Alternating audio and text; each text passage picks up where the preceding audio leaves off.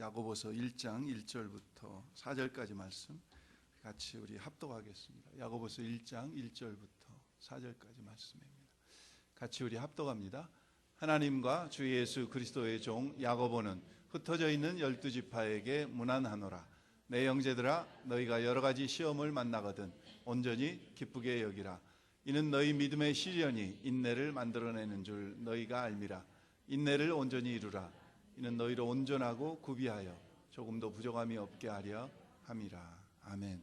서신 채로 우리 형제의 모습 속에 같이 부르시면서 서로 인사하시고 사랑합니다, 반갑습니다, 축복합니다 서로 인사하겠습니다.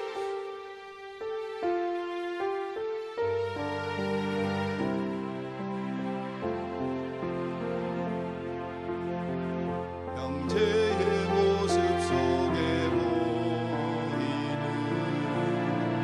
하나님 형상 아름다워라.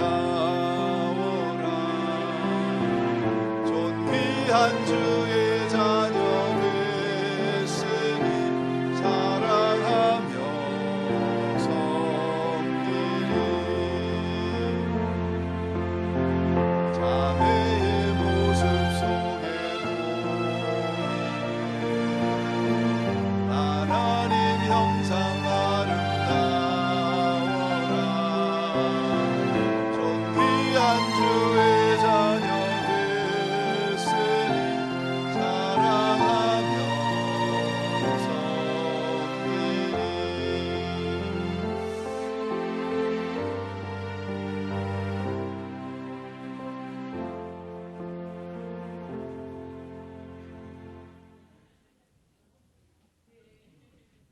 우리는 늘 나눠도 부족해요. 그래서 부족한 것은 이따 친교 시간 때 나누시고, 그래도 부족하신 것은 또 주중에 나누시고, 그래도 부족하신 것은 천국 가서 나누시면 좋겠어요. 지난 5월 16일 세브란스 의대 교수였던 이희대 교수님이 61세의 젊은 나이로 돌아가셨어요. 이희대 교수님은 암 전문의셨습니다. 우리 강혜란 자매님 잘 아시는 교수님일 것 같아요. 암 전문의여가지고 많은 사람들의 암을 치료해 주셨던 그런 분이세요. 특별히 브레스트 캔서의 한국의 독보적인 존재여서 그 브레스트 캔서의 절제 수술을 하지 않고도 암세포만 제거하는 그런 수술법을 개발하셔서 많은 사람들에게 유익을 끼쳤던 그런 분이셨습니다. 그런데 이 희대 교수님이 2003년도에 자신이 대장암 진단을 받으신 거예요. 그래가지고 그 뒤로 12번이나 재발을 해서 계속 치료와 수술을 받으시다가 10년 만에 지난 5월 16일 돌아가셨어요. 그가 10년 동안 보여준 그의 삶은 그가 그 전에 자신의 삶을 통해서 보여준 삶보다도 너무 훌륭한 삶이었습니다. 보도를 통해서 또 여러분들이 읽으시고 아신 분도 계시겠지만은 이 암은 암이 사람을 죽게 하는 것이 아니라 병에 대한 절망 때문에 쓰러진다 하는 그런 마음으로 정말 늘 미소를 짓고 기쁨과 감사함 속에서 자신이 암 환자면서도 수많은 암 환자를 대한 거예요. 그래서 그가 많은 별칭을 얻었습니다. 암과 싸우는 암 전문의, 암을 고치는 암 환자. 무엇보다도 그가 그런 극심한 고통과 투병 속에서도 계속해서 하나님을 향해서 감사와 기쁨을 잃지 않는 속에서 그가 10년을 지내왔다는 거죠. 우리는 우리의 신앙의 시련이 닥칠 때 어떻게 해야 될지 참 어려울 때가 많습니다. 너무 막막할 때가 많아요. 도대체 어떻게 해야 되나?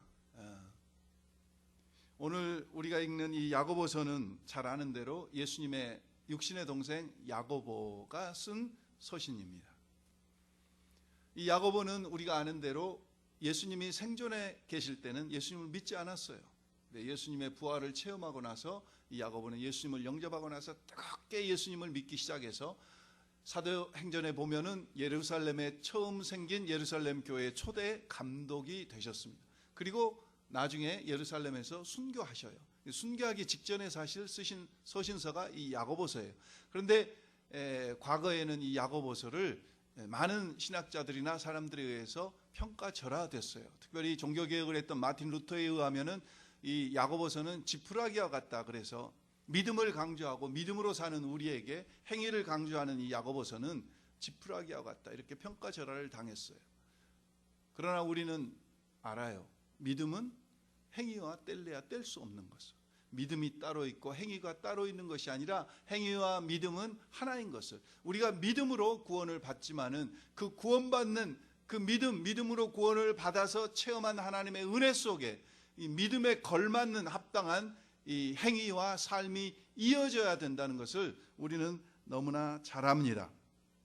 그래서 이 야고보서는 예수님의 산상수훈과 더불어서 정말 성숙한 크리스찬들에게 주시는 귀한 영적 지침서가 바로 이 야고보서입니다. 야고보서를 두 단어로 요약하라고 하면은 온전과 경건입니다. Perfection and piety. Perfection and piety. 온전함과 경건으로 어떻게 우리의 믿음이 정말 성숙되어서 나갈 것인지. 그래서 덴버 신학교의 그 브루스 다마레스트라고 하는 교수는 이 성경적 경건에서 비브리컬 파이어티에 대해서 이렇게 이야기를 했어요. 성경적 경건은 패토닥시, 바른 가르침과 패토패스, 바른 감정과 패토프랙시스, 바른 실천으로 통합되는 건강한 그리스도인의 삶이 바로 성경적 경건이다. 바른 가르침과 바른 감정과 바른 실천으로 통합되는 건강한 크리스찬의 삶이 바로 경건이라는 거죠. 저는 앞으로 이제 몇 달이 될는지 모르지만은 계속해서 이 야고보서를 가지고 여러분과 어떻게 하면은 하나님 앞에 경건을 이루어가며 온전함을 이루어갈 것인가를 좀 살펴볼 겁니다. 맨 처음 오늘 이 경건과 온전함을 말씀하시면서 나온 것이 시험입니다. 시험. 우리는 참 서로를 자기 주관적으로 많이 생각할 때가 있어요. 자기 자신을 볼 때 나만 이런 괴로움을 당한 것 같고, 나만 이런 어려움을 당한 것 같고, 나에게만 이런 시련이 있는 것 같고, 저 사람은 행복하게 잘 사는 것 같은데 나에게만 왜 이런 어려움과 아픔이 있는지 혼돈되고 원망스러울 때가 종종 있을 겁니다. 그러나 우리의 인생은 어떻게 보면은 시련의 연속이에요. 시험이 없는 사람은 아무도 없어요. 우리는 육신을 입고 죽는 순간까지 계속해서 끊임없는 시험의 연속입니다. 성경에 나오는 귀한 인물들을 한번 보십시오. 아브라함이나 요셉이나 다니엘이나 욥이나 이사야나 엘리야나 모세나 다윗이나 어느 누구 한 사람 시험이 없이 그냥 지나친 사람은 없어요. 모두에게 이 시험은 보편적으로 우리에게 다가와요. 하나님 앞에 쓰임받고 경건하게 살려고 하면 할수록 그 시험의 강도는, 시련의 강도는 더 깊을 수 있어요. 신명기 8장에서 한번 우리 말씀을 한번 같이 읽어볼까요? 신명기 8장 2절부터 3절까지 말씀입니다. 신명기 8장 여러분들 찾으셔서 같이 잠깐 성경을 좀 구약성경 신명기 8장을 찾으셔요. 신명기 8장 찾으셔서 2절 3절 우리 같이 합독합니다. 신명기 8장 구약성경 274면에 있습니다. 신명기 8장 2절 3절 같이 우리 합독합니다. 신명기 8장 2절 3절입니다. 같이 합독합니다. 시작. 내 하나님 여호와께서 이 40년 동안에 내게 광야길을 걷게 하신 것을 기억하라. 이는 너를 낮추시며 너를 시험하사 내 마음이 어떠한지 그 명령을 지키지 않는지 알려 하심이라. 너를 낮추시며 너를 줄이게 하시며 또 너도 알지 못하며 내 조상들도 알지 못하던 만나를 내게 먹이신 것은 사람이 떡으로만 사는 것이 아니요 여호와의 입에서 나오는 모든 말씀으로 사는 줄을 내게 알게 하려 하심이니라. 너를 낮추시며 2절에 보십시오. 너를 시험하사. 모세와 같이 하나님 앞에 귀하게 쓰임받는 그 모세도 하나님께서 낮추시고 시험하셨다는데, 하물며 오늘 우리 하나님 앞에 좀 세상과 구별되게 하나님의 말씀대로 살아보려고 하는 자들에게, 하나님 앞에 쓰임 받으려고 하는 자들에게 어찌 시험이 없겠냐 하는 겁니다. 중요한 것은 모두에게 다 시험이 있어요. 나 혼자 당하는 시험이 아닙니다. 느끼기에 다르게 느낄 뿐이지 모든 사람들에게 다 있어요. 중요한 것은 이 시험 속에서 어떻게 할 거냐 하는 겁니다. 오늘 그 해답을 본문이 말씀하고 있어요. 3가지로. 첫 번째는 이 시험을 어떻게 해야 됩니까? 이 시험을 여러 가지 시험이라고 그랬잖아요. 2절에 보면은 내 형제들아 너희가 여러 가지 시험을 당하거든. 이 시험이 여러 가지 시험이라고 하는 의미는 수에 있어서 많고 시간에 있어서 아주 오래 타는 거죠. 그냥 팝업 퀴즈와 같이 잠깐 그냥 스치고 지나가는 그런 것은 시험도 아니라는 거죠. 수에 있어서 엄청나게 동시다발적으로 여러 가지 연단과 고난과 역경이 동시에 오고 그 기간이 끝을 알 수 없이 계속 이어지는 그러한 시험을 이야기하고 있어요. 첫 번째, 우리가 이런 시험을 이기려고 하면은 그 시험을 아이덴티파이 해야 됩니다. 시험의 정체성을 바로 알아야 돼요. 다른 말로 하면은 여러 가지 시험을 우리가 당해요. 질적으로나 양적으로 혹독한 시험이에요. 온전한 시험이에요. 정말 시험다운 시험이에요. 어떤 사람은 뒤로 넘어져도 코가 깨지듯이 하여간 엉뚱한 일들이 계속해서 동시에 다발적으로 일어나는 그런 시험들이 우리 속에 체험될 때, 그때 우리가 정신 차리고 이 정말 시험을 제대로, 이 시험이 어떤 시험인지 시험을 잘 아이덴티파이 해야 돼요. 여러분, 야고보 사도가 이 야고보서를 쓰면서 이 2절에 여러 가지 사랑하는 형제들아 너희가 여러 가지 시험을 당하거든 할 때 그 여러 가지 시험은 어떤 시험이었을까요? 그 당시 주후 약 62년경에 성도들이 당했던 시험은 어떤 시험이었을까요? 주님이 십자가에 돌아가시고 시작된 그 핍박과 고난이 무려 30여 년 동안 계속되면서 이것이 전혀 줄어들지 모르고 가면 갈수록 세월이 지날수록 그 시련의 강도가 세가. 그 당시 이 사람들에게, 이 야고보서를 받아보는 수신자들에게 여러 가지 시험이라는 것은 다른 게 아니에요. 그냥 죽음이에요. 순교예요. 처절한 고난 속에서, 핍박 속에서, 인간이 당할 수 없는 모진 고통 속에서 죽어가는 그 죽음이 바로 여러 가지 시험이에요. 짐승에게 잔인하게 물려서 고통을 느끼면서 서서히 죽어가게 해요. 크리스찬들에게 콜타를 치려가지고 불을 붙여서 뜨거운 불에 살라가면서 서서히 죽게 만들어요. 부모가 보는 앞에서 자식을, 자식이 보는 앞에서 부모를 살을, 껍질을 벗겨서 잔인하게 고통을 느끼며 죽어가게 하는 그런 여러 가지 시련들이에요. 오늘 그런 것에 비하면 저와 여러분이 당하는 어떤 시련과 역경은 아무것도 아닙니다. 우리가 뭐 건강이 나쁘고 뭐 물질적으로 좀 경제적으로 어렵고 관계가 좀 어렵고 이런 정도는 오늘 초대 이 야고보서를 받는 수신자들이 여러 가지 당했던 그 시련에 비하면은 우리는 정말 시험이라고 할 수조차도 없을 거예요. 문제는 이 주후 62년경에 시련이 끝난 게 아니고, 핍박이 끝난 게 아니고 그 강도가 점점 더 세져 간다는 거죠. 우리는 그 속에서 정신을 차려야 돼요. 비록 우리는 그 당시 그분들이 느꼈던 그런 시련은 없지만은 저와 여러분의 삶 속에서는 분명히 여러분들이 힘들어할 만한 그러한 시련들이 분명히 있습니다.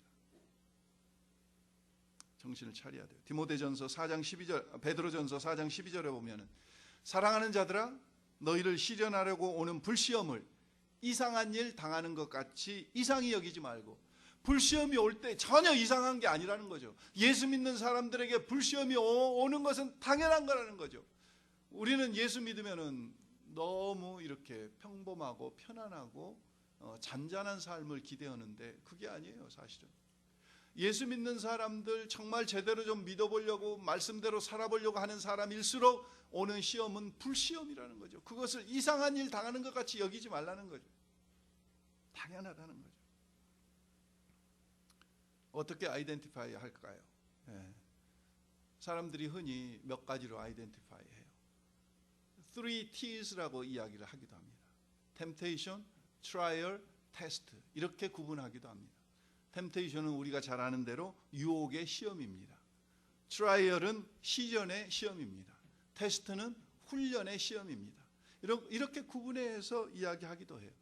또 이 시련을 가져다는 주체가 누구냐에 따라서 이렇게 구분하기도 해요. 마귀에게서 오는 템테이션이 있어요. 마귀에게서. 물론 본문은 단어가 다릅니다. 근데 우리말 성경에는 그냥 시험, 시전 구분 없이 막 쓰고 있어요. 마귀에게 오는 시험들이 있어요. 예수님이 광야에서 당하셨던 40일간 금식하시고 나셔서 당하셨던 그런 시험. 마귀가 와서 직접 시험합니다. 이 돌들을 명하여 떡이 되게 해봐라. 네가 저 높은 데서 뛰어내려봐라. 마귀가 시험해. 그 마귀가 시험했던 예수님은 마귀는 그때 시험하고 한 번 하고 끝난 게 아니에요. 예수님의 공생의 기간 동안 내내 예수님을 시험했어요. 바리새인과 서기관들을 통해서 시험했고 무지한 민중들을 통해서 시험했고 어리석은 제자들을 통해서 시험했고 유혹했고 그리고 마지막 순간 십자가에 달려 돌아가신 그 순간까지 내가 만약 옆에 달린 강도를 통해서 내가 만약 유대인의 왕이냐 내 자신을 구원하고 우리를 구원하고 십자가에서 내려와 보라고 그런 시험을 마지막 순간까지 그런 유혹을 받습니다. 두 번째는 욕심 때문에 우리의 욕심 때문에 당하는 시험들이 있습니다. 물론 그 근본의 뿌리는 마귀겠지만은요 우리의 욕심 때문에 당하는 시련이 있어요. 성경에 보면은 여리고성을 정복할 때 하나님께서는 분명히 여호수아를 통해서 여리고성에 있는 모든 것들을 다 남기지 말고 진멸하라고 했습니다. 그런데 그 중에 딱 한 사람 누구예요? 아간이라고 하는 사람이 그 여리고성을 점령하면서 자기 욕심 때문에 외투와 은 얼마를 감춰요. 금 얼마를 감춰요. 그것을 자기의 정욕에 눈이 멀어서 시험에 빠진 거예요. 예루살렘 교회에서도 아나니아와 삽비라라고 하는 사람이 땅을 팔기 전에는 주님 앞에 온전히 드리고 싶었는데 팔고 나서 그 돈을 보자 감추고 싶은 욕심이 생긴 거예요. 그래서 얼마를 챙겨요. 자기 욕심 때문에 하나님 앞에 온전히 드리기로 약속한 것을 욕심 때문에 그래서 그 욕심으로 인해서 온 시험 때문에 아간도 죽고 아나니아와 삽비라도 죽습니다. 세 번째는 하나님으로부터 오는 시험이에요. 우리가 잘 아는 대로 창세기 22장에 보면 사랑하는 아브라함에게 내 아들 내 독자 이삭을 바치라. 하나님으로부터 오는 시험이에요. 오늘 신명기 8장 우리가 읽은 대로 하나님께서 모세를 40년 동안 광야에서 하나님으로부터 오는 시험이에요. 동방의 의인 욥에게 하나님께서는 그에게 하나님으로부터 허락한 시험이 내려요. 하나님으로부터 오는. 그래서 우리는 이 시험들을 내가 당하는 어떤 시련들을 잘 아이덴티파이를 해야 돼요. 욥은 정말 답답했을 것 같아요. 재앙의 원인을 모르는 답답함 속에서 내가 왜 이런 시련, 왜 우리 자녀들이 갑자기 죽지, 왜 재산이 하루아침에 다 날아가 버리지, 왜 내 살갗이 코끼리 등가죽과 같이 물소 등가죽과 같이 딱딱하게 돼가지고 이렇게 아무리 진물이 나고 터지는데 기와장 조각으로 긁어도 왜 이렇게 되지? 그런 고통 속에서 원인을 알 수 없는 거죠. 그런 속에서 새 친구들이 찾아와서 자기를 참소할 때 욥은 정말 요즘으로 말하면은 정말 아마 미칠 것 같았을 거예요. 그 억울함 때문에. 그런데 한 가지 욥이 잘한 것이 있잖아요. 욥이 끝까지 자기는 몰라요. 왜 이런 시련이, 왜 이런 역경이 자기에게 다가오는지 모르지만은 욥은 한 가지 끝까지 지킨 게 있었습니다. 그게 뭡니까? 하나님의 선하심을 끝까지 확신했습니다. 하나님은 선하시다. 나는 이 원인을 모릅니다. 나는 왜 이런 역경이 나에게 닥쳐오는지 모르지만은 내가 아는 것 한 가지는 하나님은 선하시다는 것. 그래서 끝까지 그 하나님의 선하심에 대한 믿음을 지켰을 때 욥은 그 모든 역경을 마침내 이겨내고 하나님의 축복 가운데 서게 됩니다. 오늘 우리는 좀 구분 아이덴티파이를 해봐야 돼요. 내가 당하는 역경과 시험과 시련들을. 저는 여러분들에게 대체할 성격에 따라서 세 가지로 말씀을 드립니다. 피할 시험이 있고, 대적할 시험이 있고, 인내해야 될 시험이 있어요. 피할 시험은 우리가 정욕에 다 약합니다. 우리가 세상의 유혹에 약합니다. 그 약한 것들은, 우리가 약한 그런 부분들은 우리가 피해야 돼요. 피해야 돼요. 내가 인터넷 게임에 중독이 돼가지고 너무 과도하게 거기에 아주 빠져 있다. 그러면은 내가 그것을 자꾸 피해야 돼요. 내 연약한 부분을 거기다 노출시켜 놓고 내가 거기서 대적해서는 안 돼요. 야고보서 4장에 보면은 그러나 두 번째로 대적해야 될 시험이 있어요. 하나님께 순복하라, 마귀에게 대적하라. 그리하면 너희를 피하리라. 우리는 하나님의 말씀을 가지고 대적해야 될 때는 대적해야 될 시험이 있어요. 피해야 될 시험이 있어요. 세 번째는 오늘 본문에 나온 대로 인내해야 될 시험이 있어요. 인내해야 될. 페이라스모이스라고 하는 이 시험은, 시련은, 2절에 나오는 여러 가지 시련은 예고 없이 찾아오는 어려움입니다. 예고 없이 찾아오는 어려움. 아무도 우리에게 그 시련이 언제부터 시작돼서 언제 끝난다고 알려주는 사람이 없어요. 그리고 이 시련은, 2절에 말하는 여러 가지 시험, 이 시련은, 페이라이스모스는 하나님으로부터 오는 거예요. 하나님으로부터. 하나님이 허락하셔서.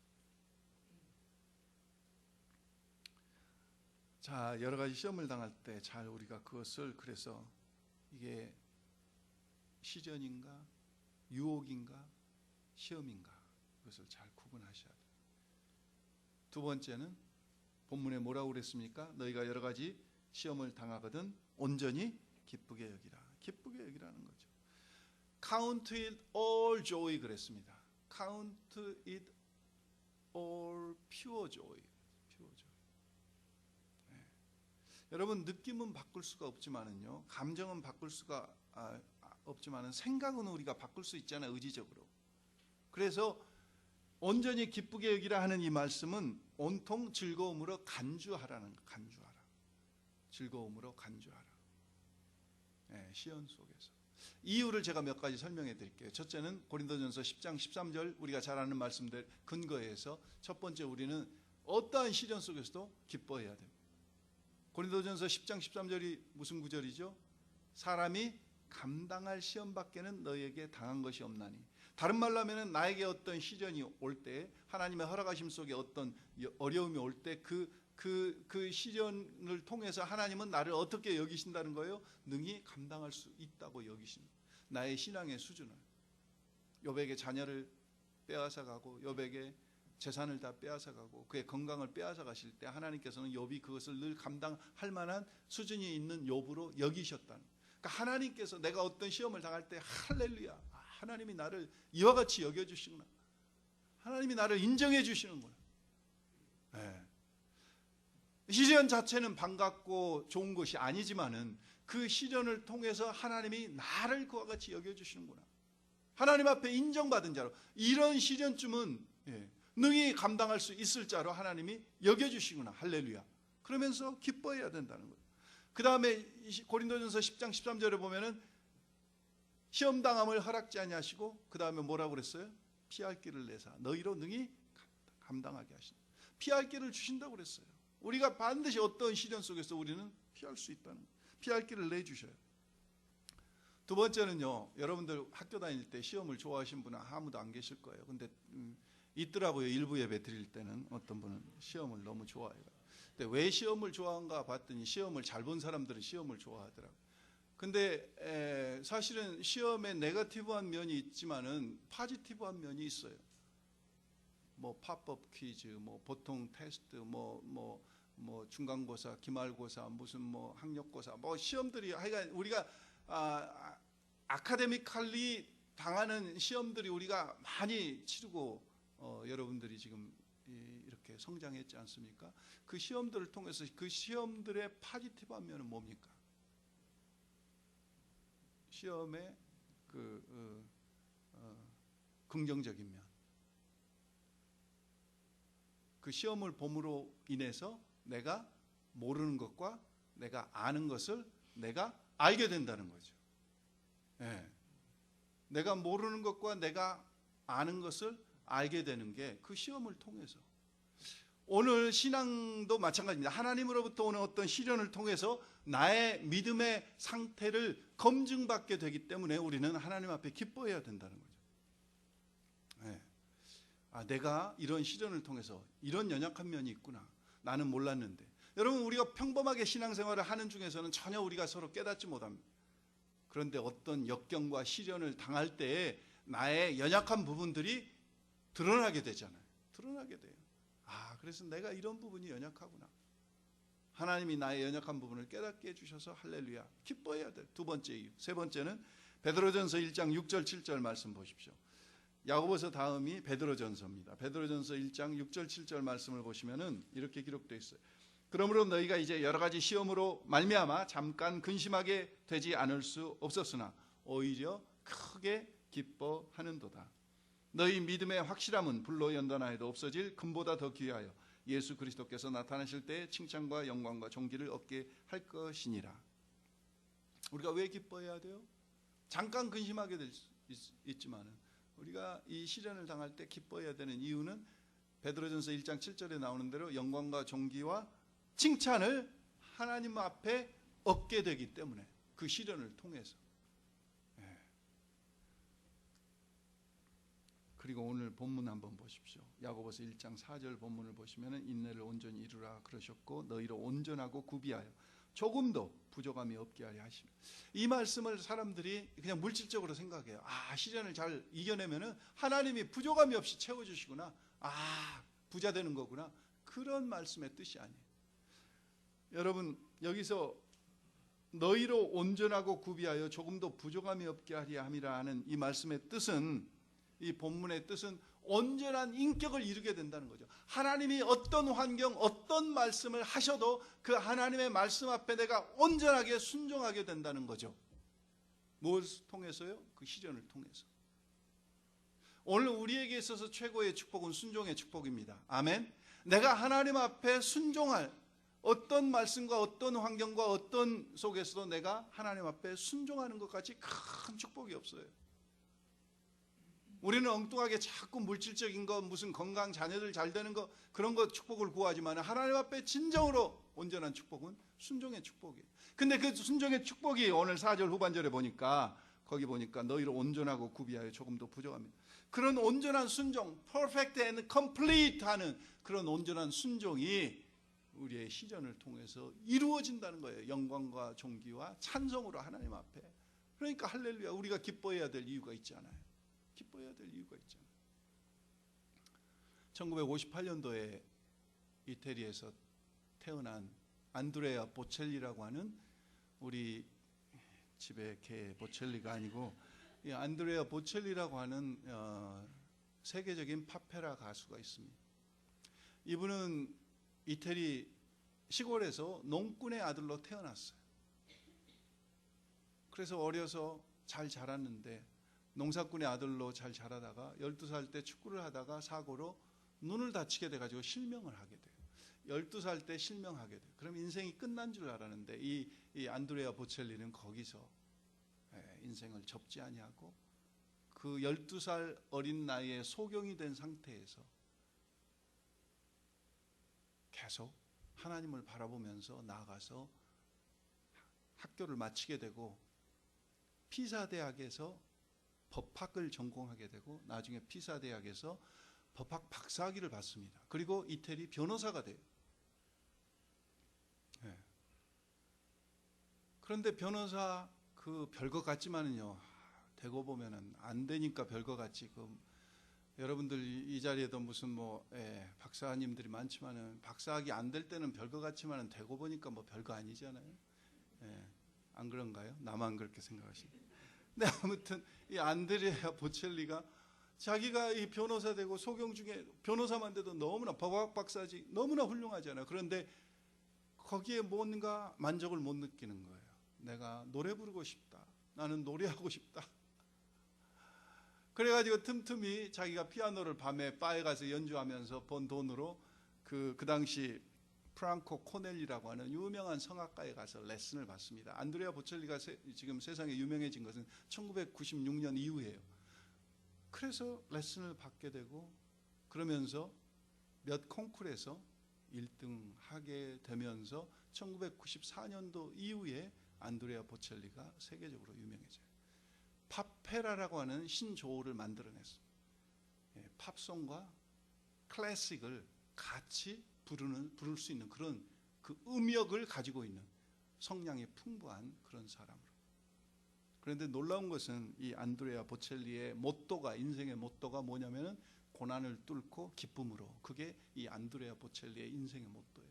소경된 것을 뚫고 정말 법학 박사학위가 됐어요. 거기에 만족하지 않고 그 소경된 것을 뚫고 법학 박사 되고 변호사 된 것을 만족하지 않고 그가 정말 그 가난해서 농사꾼의 아들로 겨우 변호사 됐기 때문에 음악 레슨 받을 돈이 없는 거예요. 그래서 가서 어떻게 밤에 야간업소에 가서 피아노를 치면서 번 돈으로 레슨을 받아가지고 세계적인 그가 부른 노래가 CD만 전 세계에 7천만 장 이상 팔리고 있다고 그래요. 고난을 뚫고 기쁨으로. 그 고난 속에서 기뻐하는 그 마음을 하나님이 축복하셔서 변호사, 법학 박사 정도로 누릴 수 없는 그 엄청난 세계를 품고 고난당하는 자들의 인간 어떤 승리를 보여주는 그런 삶을 이 안드레아 보첼리가 살고 있지 않습니까? 부끄럽지만 저의 간증을 잠깐 하자면은 저는 미국 와서 한 38년째 살면서 저는 직장도 잃어봤고 레이오프도 당해봤고 가정도 잃어볼 뻔했고 건강도 잃어봤고 사업도 해봤고 장사도 해봤고 직장 생활도 해봤고 막노동도 해봤어요. 교회 개척도 2번이나 해봤어요. 교회당 헌당도 한 번 해봤어요. 그리고 이민교회로서는 제법 큰 대형교회도 섬겨봤어요. 그러면서 수많은 것들을, 역경들을, 고난들을 경험했습니다. 그런데 제가 성령 충만할 때는 정말 어떤 문제가 다가와도 전혀 흔들림이 없어요. 제가 성령 충만할 때는 그 고난 속에서 익사이딩해져요. 고난이 오면 이제 막 문제, 막 골치 싸매고 이게 머리 아파야 되는데 너무 막 흥분이 되는 거예요. 하나님께서 이 고난을 통해서 어떻게 역사하실까 생각하면 막 너무 흥분이 되는 거예요. 제가 부족하지만은 한 가지 제 인생에 있어서 제가 수많은 어려움과 아픔을 당한 속에서 한 가지 하지 않은 것이 있습니다. 그것은 뭐냐면은 제가 어떤 경우에 있어서도 하나님을 원망하지 않았어요. 하나님 왜 나에게만 이런 아픔이 있습니까? 하나님 왜 나에게 이런 어려움을 주십니까? 하나님 왜 언제까지 이런 고통을 주십니까? 하나님은 도대체 나를 사랑하십니까? 사랑하지 않으십니까? 제가 이런 질문이나 기도를 한 번도 드려본 적이 없어요. 제가 온전히 기뻐하지는 못했을 때 있어요, 분명히.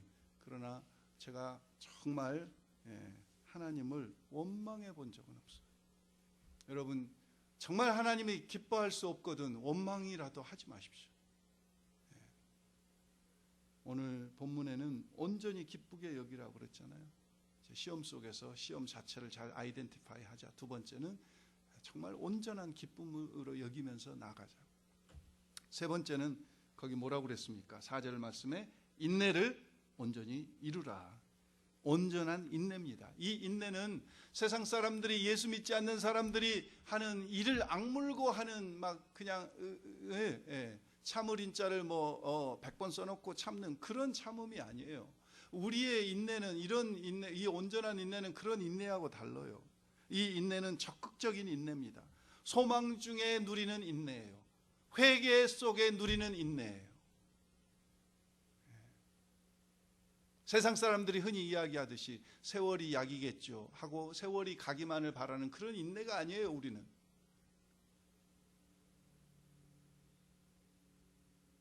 흔들림이 없이 끝까지 가는 인내예요. 내 이번까지만 참는다. 30판이다, 3번이다. 그런 인내가 아니에요. 끝까지 가는 인내예요. 흔들림이 없는 인내예요. 그게 온전한 인내예요. 히브리서 12장 3절에 보면 야고보서 앞이 히브리서죠. 우리 주님께서 저와 여러분을 향해서 그러한 인내를 보여주셨어요. 히브리서 12장 3절에 보면 너희가 피곤하여 낙심하지 않기 위하여 죄인들이 이같이 자기에게 거역한 일을 참으신 일을 생각하라.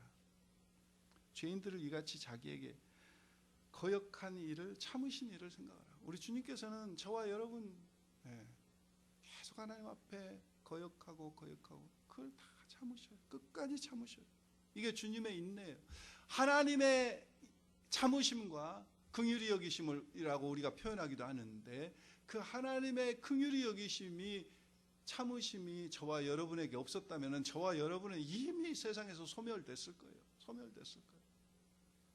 예수 그리스도의 그 인내 끝까지 그게 온전한 인내예요.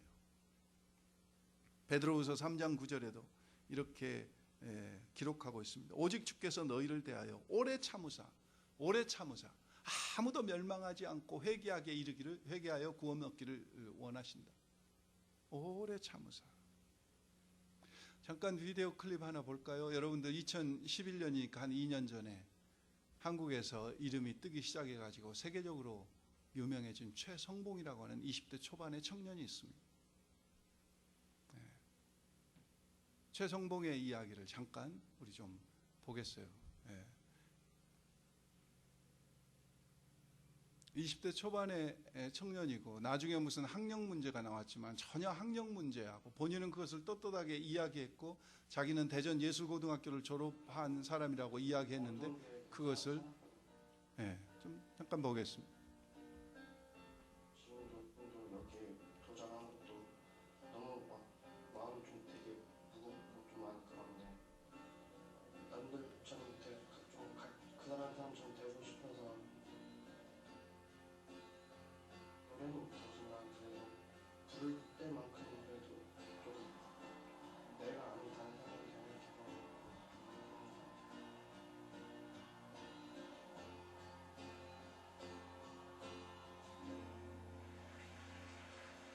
안녕하세요. 네, 안녕하세요. 22살 최성봉이라고 합니다. 숨기는 외모로 봐서는 지금 무슨 일을 하고 계신지 가늠을 할 수가 없어요. 그냥 막노동하고 있습니다.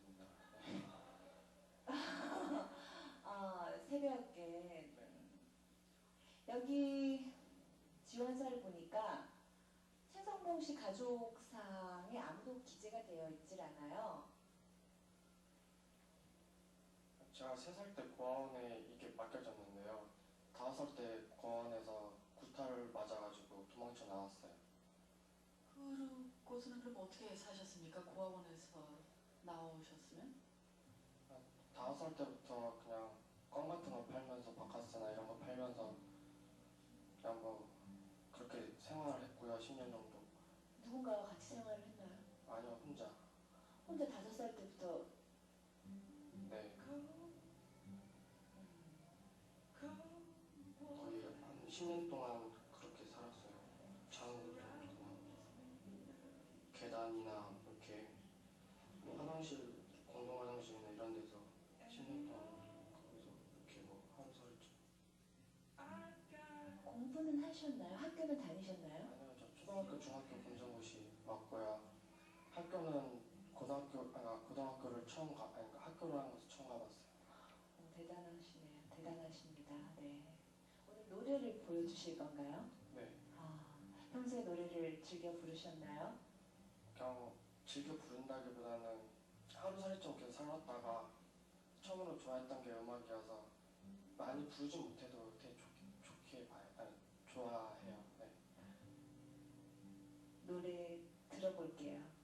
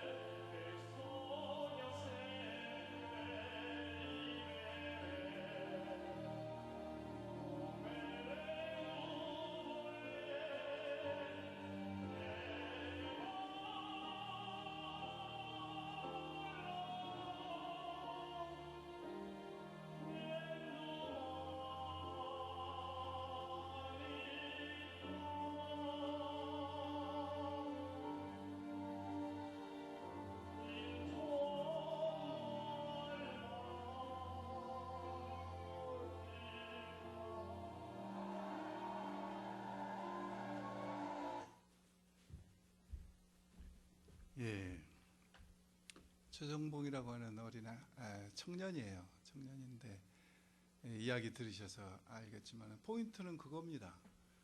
3살 때 고아원에 맡겨졌고 5살 때 고아원에서 탈출해서 완전히 거리에서 홈레스로 그냥 산 거예요. 대전 지역에서요.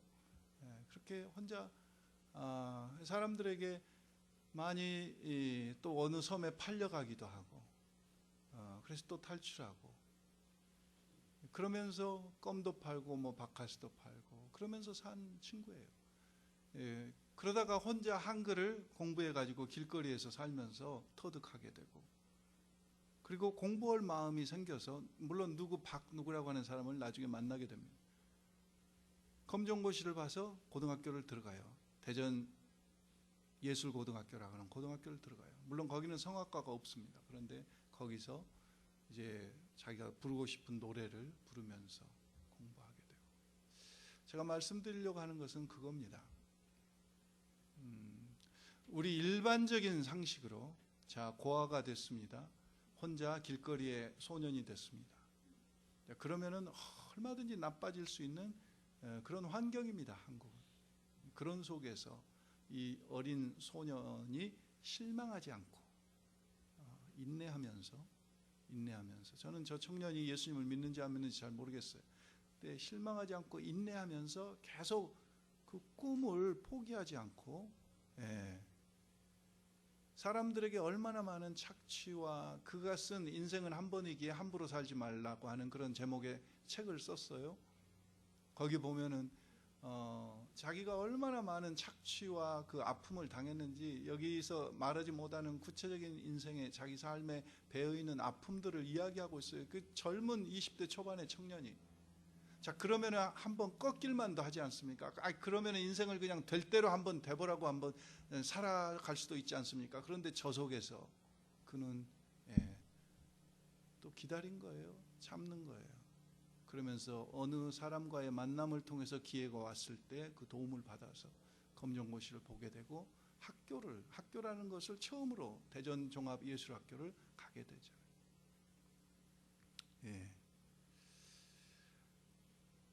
하나님께서는 오늘 우리에게 온전한 인내를 이루라고 하셨습니다. 오늘 우리는 최성봉 우리 학생과 같이 이 인생을 살아가는 현세에서 어떤 저런 꿈이나 역사가 이루어지지 않는다고 할지라도 아까 우리 베드로후서 1장 6절 7절에 말씀하신 대로 영광과 존귀와 찬송을 분명히 하나님 앞에서 받게 된다는 약속이 있잖아요. 약속이 있잖아요. 믿음은요 다른 게 아닙니다. 믿음과 인내는 믿음과 행위가 같이 가는 것과 마찬가지로 믿음과 인내는 그 어원이 같습니다. 믿음이 있는 사람은 인내하고 인내하는 사람은 믿음이 있기 때문에 하는 거예요. 믿음이 있기 때문에. 믿음이 없으면 인내할 수 없습니다. 마지막으로 불란서의 그레노블이라고 하는 불란서 동남쪽 지역에 카르투지안이라고 하는 산이 있습니다. 그 카르투지안이라고 하는 그 산에 옛날에 카르투지오 수도원이 있었어요. 그 수도원의 원장이었던 귀고라고 하는 분이 쓴 기도문을 제가 잠깐 읽어드리고 로마서 5장을 읽고 말씀을 마치려고 합니다. 제가 전부는 다 못 읽고 초반 부분만. 이 귀고라고 하는 수도원 카르투지오 수도원의 원장은 1193년에 돌아가셨어요. 출생은 언제 하셨는지 잘 모르겠어요. 기록이 안 나와 있는데 주님 얼마나 많은 주스를 포도 한 알에서 짜내시는지요. 얼마나 많은 물을 당신은 옹달샘에서 길어 올리시는지요. 얼마나 큰 불을 당신은 작은 불씨로 일으키시는지요. 얼마나 큰 나무를 당신은 씨알 하나로 자라게 하시는지요.